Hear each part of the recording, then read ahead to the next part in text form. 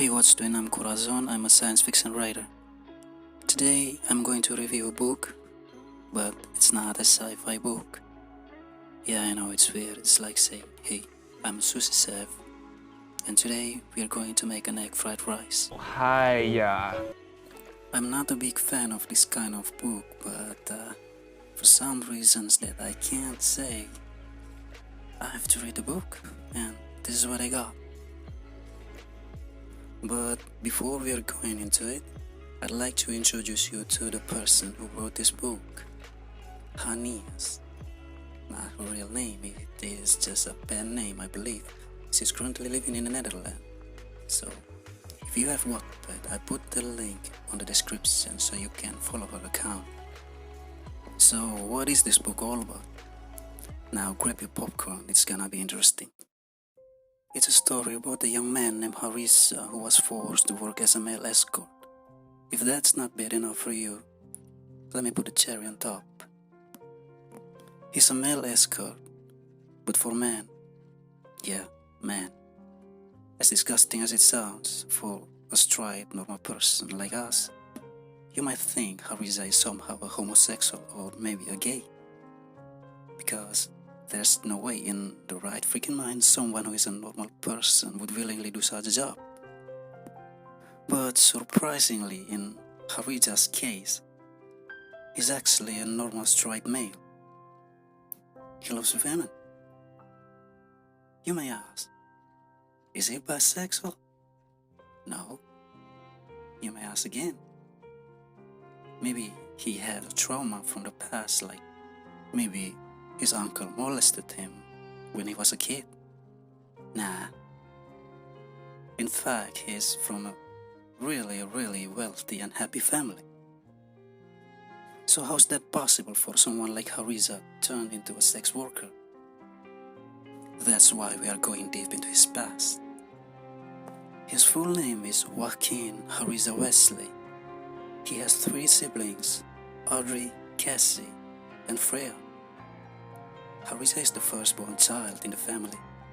His mother's name is Mrs. Raya, and his father is Mr. Dexter. They have their own business, a material store. They have a big house. They have a housekeeper in the house. In short, they have no problem with money. They were rich. At that time, Haneaz was a high school student. He has a girlfriend named Safira. She's beautiful and sexy according to Haneaz. But Haneaz's father didn't like her and told Haneaz that one day she might left him. Let's say Mr. Dexter has a gold digger meter. Let me put the conversation between father and son, which I believe is quite bizarre. His father asked him a question. Joaquin, are you still with that girl, Safira? And he replied, yes, father. Safira is beautiful, sexy. I mean, who the hell answered their father like that? So, in February 11, 2012, an unfortunate incident happened. A big dump truck lost its balance in a highway and hit a car. 2 survivors from the accident present in an emergency room. They were Mr. Dexter and Mrs. Raya, Haneaz's parents. But they didn't survive because both of them died that day. Haneaz was 16 when it happened. This is the turning event in his life. He and his siblings are officially orphans. Bad luck after bad luck keep coming into his life. Not only he has to take care of his siblings in such a young age, his family business also didn't go well. His uncle ran the business, but he's not ready and incompetent, so the business went downhill. His uncle gave him an idea to borrow some money from the bank and put their only house as collateral. And he will run the business for Haneaz once again. He promised the business will thrive, or will be big, it will be successful, but his uncle lied. He took all the money and ran away. Hariza also has to deal with his girlfriend, Safira. She has changed ever since Hariza didn't take her to a fancy place for a date. They broke up in the most painful way. Yeah, Safira dumped him. It didn't stop there. In June 11, 2014, another unfortunate accident happened. Hariza's house was on fire. The good thing was they're all safe. Nobody's hurt. But now, they are homeless. At this point, Hariza has lost his parents. He lost his business. Now his house burned down into dust. He also lost his girlfriend. He lost some of his friends. He has a tremendous amount of debt in the bank. On top of that, he has 3 siblings who needs roof, food, protection, and love. Hariza is a tough young boy. His love for his siblings gave him the extra strength at least to stay sane. Sometimes when there's no hope, suicide is the only way out. After the incident, Hariza rented a small house. He also got a new job at the manufacturing factory. And to get some extra cash, he opened a small business in front of his house. It's just a small kiosk. He works day and night, which eventually left him with a sleep deprivation. He got ill and hospitalized for days. His life turned from bad to worse. He couldn't pay for the rent anymore, so he sold his mother's wedding ring. Didn't do much. Once again, they're homeless after the landlord kicked them out. They got evicted. The other choice he has was to live under the bridge with the other homeless. He did everything just to survive. He even sold the only phone he has. He also tried to borrow some money from his friends, but none of them are helping him. This is where he met a pimp named Randy.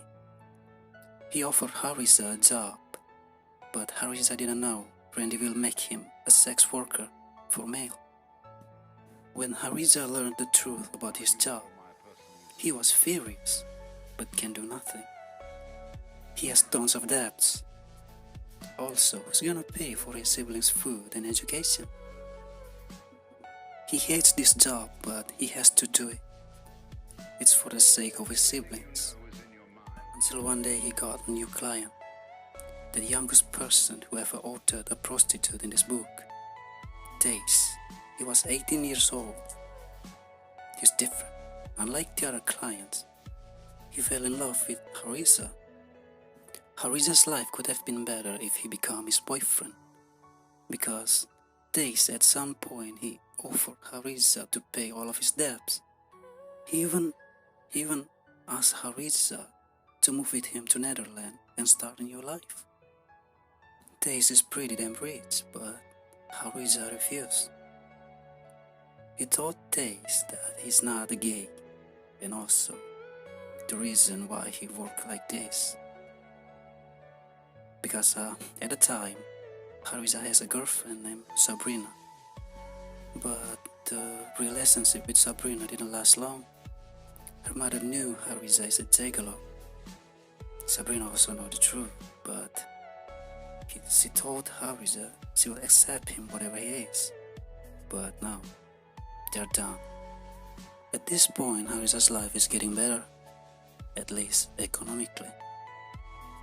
He's no longer homeless. He rents a decent house. He could buy anything he wants. He could buy anything for his siblings. But he still has some debts though, but it's not a problem. He has pretty much a good income and he could pay them every month. He also got a new girlfriend. Her name is Farah. She's beautiful and she's a kind-hearted woman. When Hariza thought his life is somewhat better, his sister Audrey learned the truth about his job. She's really disappointed at him. She's angry, disgusted. she didn't want to talk with him anymore. Despite Hariza's effort to explain the reason why is he doing that, the problem with his sister was settled when she learned the truth that his brother was dying. Hariza was diagnosed by the doctor with cirrhosis. Working in this kind of industry, Hariza drank oceans of alcoholic drinks. That's the cause of his sickness. The only way he could survive is to get a liver transplant. To get a liver transplant is not that easy. They have to find the right person as the donor. That's why it'll take quite some time. Meanwhile, Hariza's health is getting worse. He lost weight, is breathing in pain. His sister Audrey even told the doctor to take her liver instead. But no, it's not that simple. Hariza's relationship with Pharaoh didn't last long. He asked Pharaoh to leave him. The reason was simple. He's dying. Why would she wait for him if he could get a better man? That's what Hariza thought. Because he loves Pharaoh. He loves her very much. Hariza and Pharaoh broke up, but they made a promise. If Hariza got a new liver transplant, he has to marry her. Because of his sickness, Hariza is no longer working as a sex worker. He's happy about it. At last, he could escape the job that he hates so much. Even though he's terribly ill, his life is looking much better now. He has a bright future. Once he got a liver transplant, he'll start a new life with Pharaoh and his siblings. Looks like his dream will finally come true. When they told him they have found the right donor. It's so close, but something terrible happened. Hariza was beaten up by 6 men when he took walk. I don't know, somewhere. Luckily, they found him by tracking him with GPS. They called an ambulance and took him to the hospital. Despite all the efforts, Hariza is finally free from all his pain and suffering. He died when he finally had a chance to fix his life. He died when he finally free from the darkness. Some people might say it's not fair, but for me, it is what we call fate. Yeah, that's the end of the story. Let's talk about something else, shall we? Like, what makes it good or bad? I mean, this book. What makes it good or bad? Let's start with why it is bad. First, here in Indonesia, people look at the idea of homosexuality with contempt. Not because they are bigots or illiterates, but they are just trying to preserve their cultures and religious dogmas. So, the subtle message on this book about normalizing homosexuality will not work with most of Indonesian readers. I'm just saying, it's probably not easy for Haneaz to publish a physical book in this country. And second, this book has too many characters.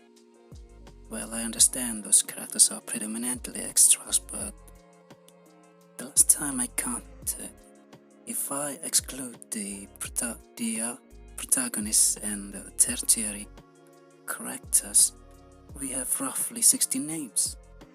My goodness. This book has 67 chapters, but in the first 19 chapters, your head will be filled with more than 40 names. 45 to be exact. And also, I'm not really sure who is the antagonist or the main antagonist in this book. It's like trying to look at the bottom of a lake through a cloudy water. I mean, if I recall, Hariza has made some couple enemies, but I just don't think they are really the main antagonists. I have a couple names. We have Randy the pimp, and also we have Mike. he is also a gigolo, and there are 6 men who beating him to death, and there are another, I don't know, antagonists or what, but I don't feel like they are playing their role enough as an antagonist. Now, why it's good? It teaches us about responsibility and sacrifice. Like Haneaz did. He did all those dirty works for the sake of his siblings. He carries all the pain and the weight on himself. That's commendable. Just like Haneaz, I'm also the firstborn child. I have sister just like him, so I can relate with him. But if it ever happened to me, I will probably down as a robber or a murderer. I will kill and steal to survive. I mean, I will not let anybody to touch my ass. Come on. And also, it's not a complicated book. It's quite refreshing for me because for the first time in this year, I read something that has nothing to do with science. You know, I've spent my whole life reading science fiction book.